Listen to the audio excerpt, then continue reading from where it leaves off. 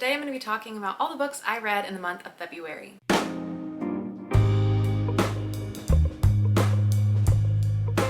Quick little disclaimer here at the beginning, I am filming this with a couple of days still left in February. I do have some travel planned at the end of February, and so I knew I wasn't going to be able to film my wrap up in a timely manner if I didn't pre-record most of what I read in February, and I know I'm still going to finish at least 2 more books by the end of the month. So what we're going to do is I usually go in order from books that I enjoyed the least to most through these videos. So at some point, a future version of me a couple days later from now who has finished the month and the books will be cutting in wherever it fits in the ratings. If I really love the books, they'll come at the end when I'm in the 5-star section. If they were like a 2 or a 3 or a 4, that's when they're gonna pop in. So there's gonna be just 2 little pop-ins at some point, or maybe more if I miraculously finish other books, which I don't think I will, but I don't know. At some point you're gonna see a future version of Ashley, but it should flow seamlessly for you. So let's go ahead and just jump on in. Starting with the one book that I DNF'd in the month of February. There was only one this month, and that was Scorched Grace. I was reading this for a reading vlog that I was doing where I was reading arcs of new thriller and horror books, and this one just was not doing it for me. The synopsis of this is it's about this nun who is a non-conventional nun. She's like a badass with tattoos, and I think she's queer, and she smokes cigarettes, and she is trying to solve a string of arson that is going on where she is living and working. To be honest, that never really sounded super compelling to me, just like solving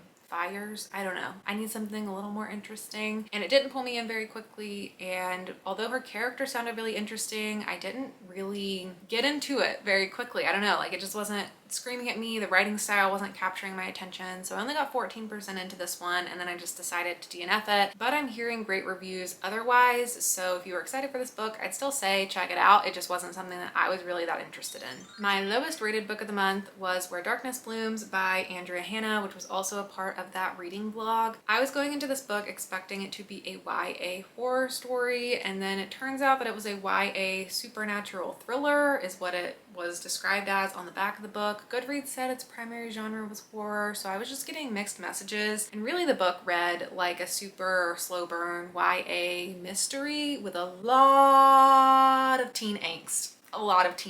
And that's what made me ultimately not really love the story as much. The setup of this one is you're following, I think, 4 girls who all live in this small town in Kansas, I think it is. And 2 years ago, their mothers all disappeared. They were all living together, and then their mothers disappeared, and so the girls are still living together. And now it's 2 years later, and the town is going to be erecting these statues in remembrance of their mothers, and that like kicks off this catalyst of them finally trying to investigate what happened to their moms. There's also just really weird things going on in the town. There is this supernatural element with some of the girls and the things that go on in the town, so you're trying to figure out what's going on there as well. I thought the story had potential. I thought the writing was interesting, the atmosphere was interesting, but it was just too teen angsty for me personally. It felt like the teens were always just like going off and kissing someone and having crushes on people, and it also just didn't really make sense to me why it took them 2 years to start to investigate what happened to their moms. I was also frustrated by the end of it and the direction that it went. I also thought there were too many characters. Like all 4 girls read really similarly, and I felt like it would have been stronger with just 1, maybe 2 girls as the main characters. Overall, I just did not really enjoy this one, but I feel like the author could have potential for me. Like I could see this author writing things that I do enjoy in the future, so I don't think I'm gonna give up on the author, but this one just did not really work out for me. Next up is Murder Your Employer by Rupert Holmes. In this story, there is this academy called McMaster's where you can go to receive an education in how to get away with murdering someone. Super interesting concept, super witty setup, lots of puns, really cleverly written. Throughout the story, you're following 3 characters who are students at the academy, their journeys at the academy, and then afterward. Overall, I just thought the book was too long and too wordy for me personally to enjoy it the whole time. There were these moments where I really loved it, especially at the beginning and the first, like, I don't know, 1/4 of the book I really liked. But as it went on, it just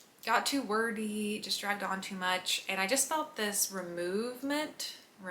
detachment from the characters because of the way it was written. You don't really get to know the characters. I think it's written in 3rd person, and you don't really know anything about them. It's like they just talk about the things that are going on around them, but they don't really reflect on themselves a lot. There was a point where I really thought this book was going to be a 5-star for me because of how much I enjoyed it in the beginning, but by the end, it ended up being like a 2. Hello, this is one of those pop-ins that I talked about, and this is where we're going to talk about What Happened to Ruthy Ramirez by Claire Jimenez. This was a book that was featured in the second reading vlog that I did in February, so I do have more extended full thoughts. If you want to hear that, you can check out that vlog, which will be linked down below. But for a quick review of this book, it ended up just not being what I wanted it to be. It was very much a contemporary / literary fiction, which I knew it was probably going to be, but I did expect it to have more action than it did. This was truly a very character-centered book, and while I think it was written very well and the characters are very wonderful, for my own personal enjoyment level, it wasn't super high. So if I had to put this one on a 5-star scale, it would be right about in the middle at a 2.5 for my own personal enjoyment. If I had to just like rate it as a book, and if it is a good book or not, I would probably call it like a 4-star, but for my own personal rating scale, it's about a 2.5. This is a story about this family, and when one of the family members is 13 years old, she disappears. Her name was Ruthy, and the family is not the same ever since. You're following the characters many years after this tragedy has occurred. They still don't know what happened to Ruthy, and they're just trying to go on about their lives as best they can. And then one day, the two sisters of Ruthy's are watching this reality TV show that is about these like catty women fighting with each other and like going out to clubs. It kind of sounds like a Jersey Shore type of show. They're watching that and they see this woman who looks like what they think Ruthy would look like grown up. Like they think this might be Ruthy. And along with their mother, they decide to pursue that to go see if that could be her. So I really kind of expected that to kick off the book and it be about the journey of them going to pursue her. And you know, maybe I thought it'd be slow and a lot of it would be the road trip, and then right at the end you would get an explanation or something, but really it takes a long time for them to even get on the road. It's very much just a book about the aftermath of this, and you see how they try to go on with their lives, the different way that grief has affected them and just other circumstances in their lives have affected them. And these women felt so real to me. The character work was really fantastic. They have amazing tone, they have amazing voice. They like popped off the page. These women felt so real, and there were so many moments within all of the sorrow that were also just like funny and heartwarming and just very real human things. So I think the writing was fantastic, but overall the story wasn't really for me because I was wanting a little bit more action to happen, and that's just not the story that this was. Next up is Liar, Dreamer, Thief by Maria Dong. This was on my most anticipated list of 2023. This book sounded like something that I would really enjoy. It's a little bit outside of the typical like spooky thriller, mystery, horror books that I read, and this one's more of an emotional one with themes around mental health. In this story, you're following this woman named Katrina who has become obsessed with her coworker Kurt. She is essentially stalking him, though she's not being very self-aware about the fact that she's stalking him, and things come to a head when one day she witnesses him jump off a bridge, and in his last moments he claims it was her fault. And then that sends her on this spiral to try to figure out what was going on with him, and she starts finding these clues that make it seem like he was aware of her stalking him, and then she just goes on this whole journey of figuring out what was going on with him. This is another book that I really thought was going to be a 5-star when I started it because the writing was beautiful, amazing, wonderful. Katrina's character development was incredible. It just had such depth. There was such good tone and atmosphere development. The writing was truly phenomenal, but ultimately the direction the story took wasn't my favorite, and it kind of let me down. This really became one of those stories where following a non-self-aware woman who is sort of investigating something but not doing the best job investigating it. It reminded me of Death in Her Hands by Otesha Moshfegh, which I also did not really enjoy. And then by the end of the book with the reveals, I don't know, it wasn't telling the type of story that I expected it to be telling. I thought it was going to be telling a different kind of story about mental health and really focusing on that, and that was a big element of the story for sure. It just felt a little bit like not a full mystery thriller, but not only a little bit mystery thriller. Felt like it was like too much in the middle. I don't know. It didn't really work for me. I don't think it was a bad book by any means. I've seen great reviews for this one as well. I just think for what I was personally expecting in the story, it just wasn't exactly what I thought I was going to get out of it, but the writing was so good.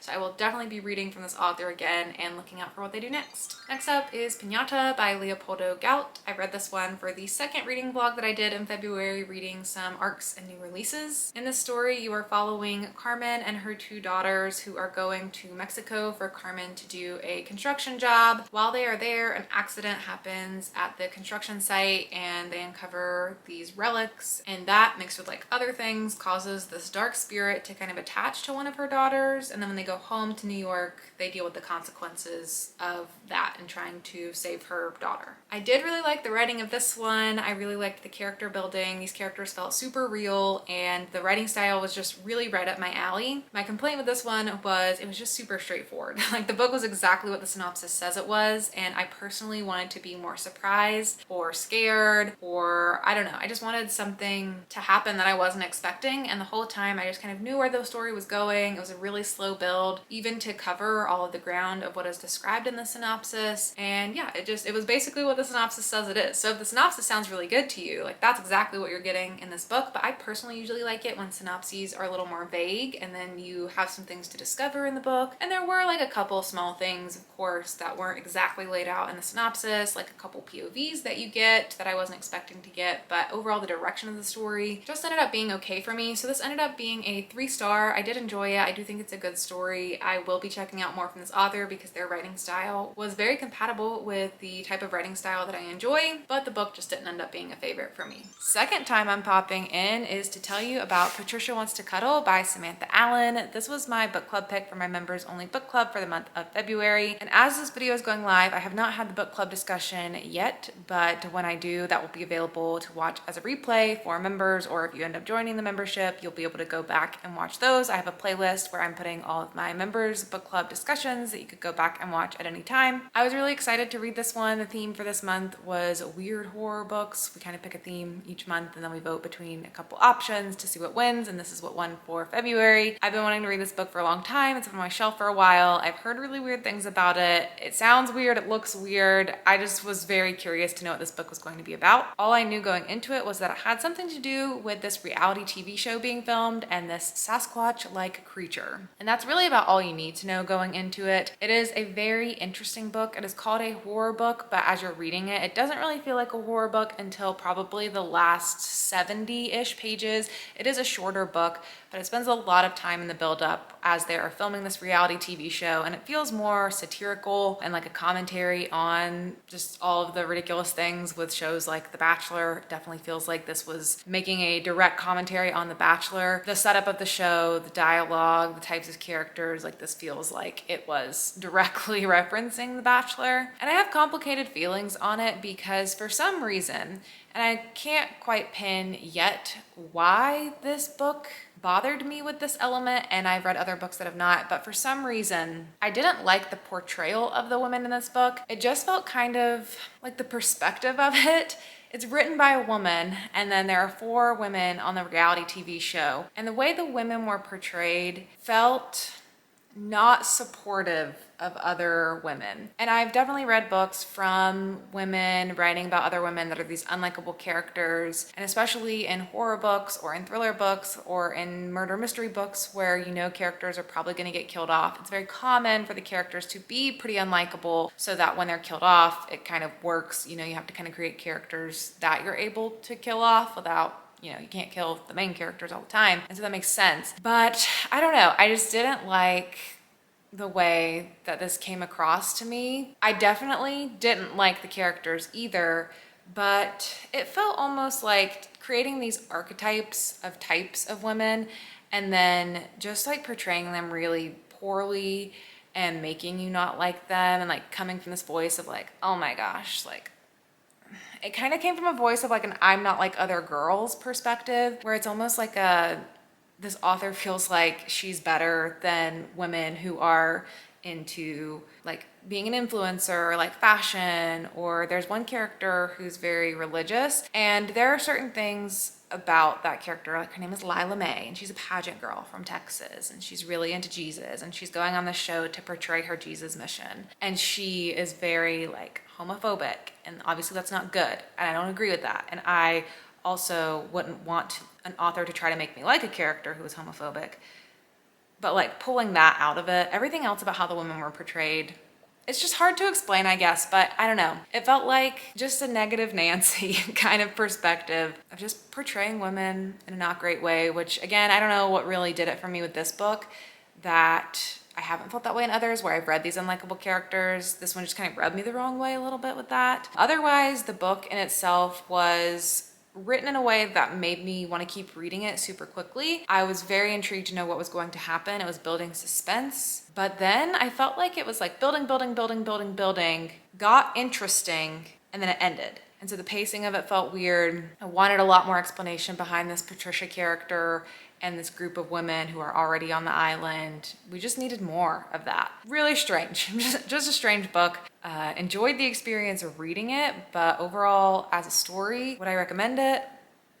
I don't know. I think it's probably one that you're not missing a lot if you don't read it, but it's an interesting concept, so I think it'll be an author to keep an eye on, and I'm excited to discuss it with my members. Next up is The Last Party by Claire McIntosh. This was actually my January book club for my members only book club, but our discussion went in the first week of February, so by the time I finished the book, I couldn't include it in my January wrap up, so I'm talking about it now. But by now I have had the book club discussion for this, so if you're interested in hearing my full in-depth thoughts and you are not a part of the membership book club, if you join, you could still go back and watch that live show. Those are available for replay at any time you join the membership, and we talked very in-depth about this book and my full thoughts and feelings. But for a quick rundown here, this is a story that is set in this community that is on the border of Wales and England, and there's this community that does this festivity for New Year's Eve where they go and jump in the lake and they have parties and it's all a big deal. And on that night, this guy Reese ends up dying, looking like he was murdered, and it turns out that he was like the most hated guy in the community, so everyone looks suspicious, and you're following these two detectives who are trying to figure out what happened to the guy. One of the detectives is from this community too, so she has a lot of connections and ties, and she's like uncovering things about her past along the way as well.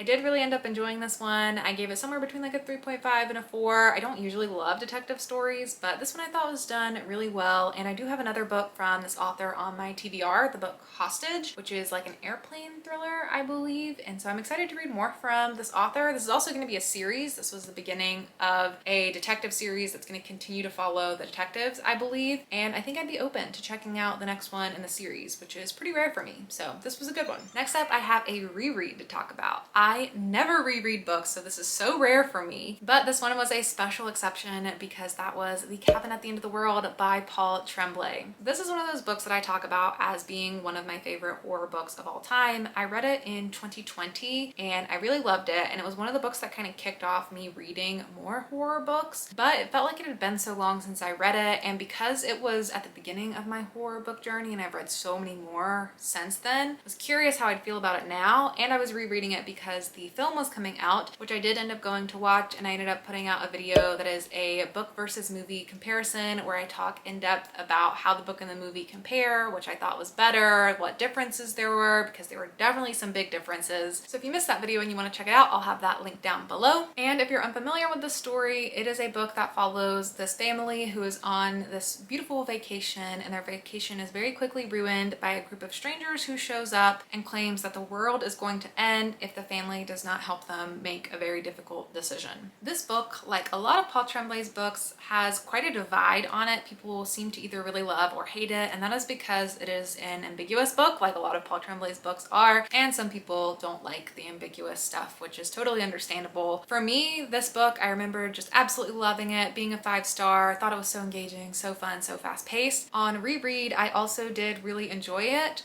but I will say not quite as much as the original experience, which kind of validates for me why I don't often reread my favorite books. I like to just let them have that memory of just being a wonderful experience, and I've always been afraid that if I reread my favorite books, I will like them less, and this was a prime example of that. I still really liked it, but if I originally gave it a 5-star, I would give it like a 4-star now on reread. I forgot how abruptly this book ends. Like, all of a sudden, it's just over, and you're like, whoa, that's the ending of it? I did not remember it being that abrupt with the ending, and I totally see why people really hate the ending, because that is quite abrupt, but the story still has a special place in my heart. I still love it. I love the characters. I love the story that it's telling. The movie was so very different. M. Night Shyamalan made some very big changes with the movie, and I personally ended up still liking the book more. I didn't think the movie was bad, but I just didn't really fully love every change that he made. But if you want to hear more about that, you can go check out that video where I talk about it fully in depth. Next up is Going Dark by Melissa De La Cruz, which was featured in my first reading vlog that I did in February. This is a YA mystery thriller about an influencer named Amelia Ashley who goes on a vacation to Rome with her boyfriend, and he comes back and she does not. And now she is missing and the boyfriend looks incredibly suspicious. And then there is also this hacker who you are following named Harper, who is trying to investigate the case from afar as well, because Amelia Ashley was a very public figure. She was on YouTube, she had a Patreon. And so this hacker is going through what is publicly available and also some private databases to try to learn the story of Amelia Ashley's life to possibly understand what could have happened to her. I really enjoyed this one. It was super fun. It wasn't anything super new or super unpredictable. It definitely reminded me of some popular thrillers that I've read before, but I did think this had a fresh take on the storyline of the differences between what happens when white girls go missing and non-white girls go missing, and I thought it was just done really, really well. So I really enjoyed this one, and I definitely recommend it if you like YA thrillers. Next up is The Angel Maker by Alex North.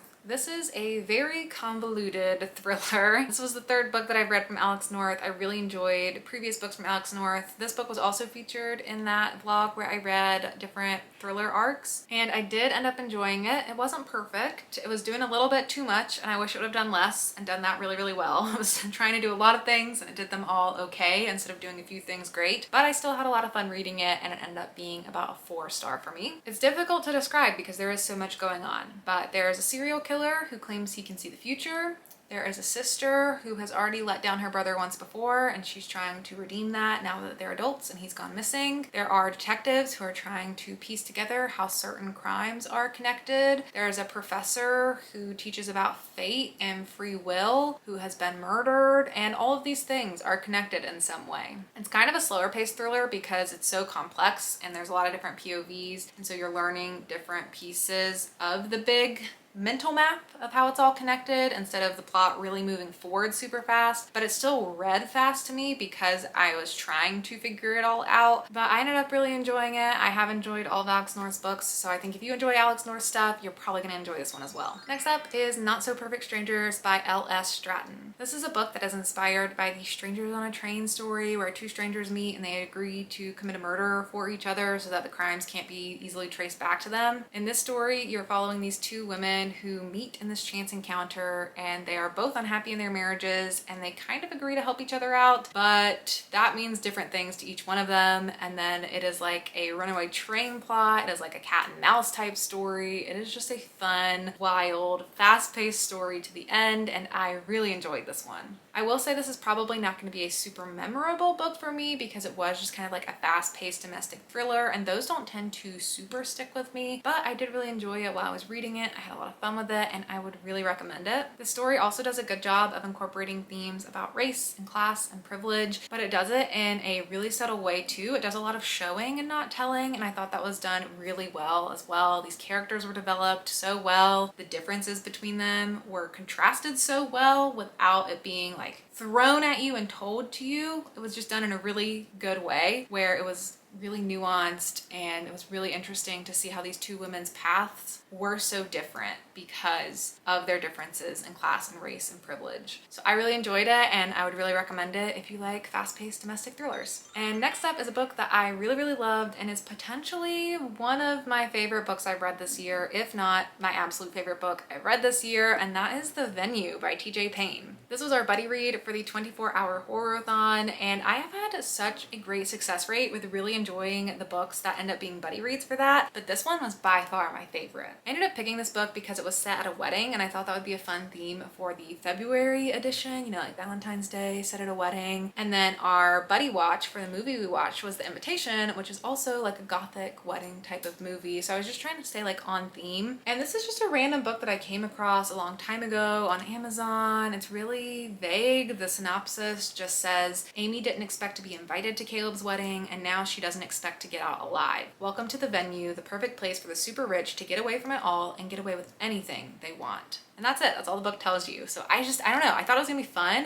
I did not think I was gonna love it as much as I did, but I absolutely loved this. This is right on brand for me with the absolutely ridiculous, over the top, silly, goofy time types of thriller and horror books that I really enjoy. This is like pure satire, pure silly, pure suspend your disbelief. This is just a silly, goofy time and I absolutely loved it. It was so compulsively readable. I read pretty much the whole book on the reading sprints that I did that are still live, so you could go and watch that to hear me talk about the book as I'm reading it if you'd like. I just didn't finish the last 20 pages because I was ready to go to bed, but I pretty much read the whole book and oh my goodness, it was so much fun. If you like really ridiculous, eat the rich type stories, I would definitely recommend picking this one up. It reminds me a lot about different movies I've watched instead of books, but it reminds me of movies like Ready or Not, The Hunt, The Menu, Infinity Pool. I loved all of these movies. I love this book. This is just exactly what I love. You don't take it too seriously, you just have a great time. So that is it for all the books that I read in the month of February. Let me know down in the comments below if you have read any of these books and what you thought about them, or let me know if I convinced you to pick any of them up. But that is it for me. Thank you so much for watching, and I'll see you all in my next video. Bye!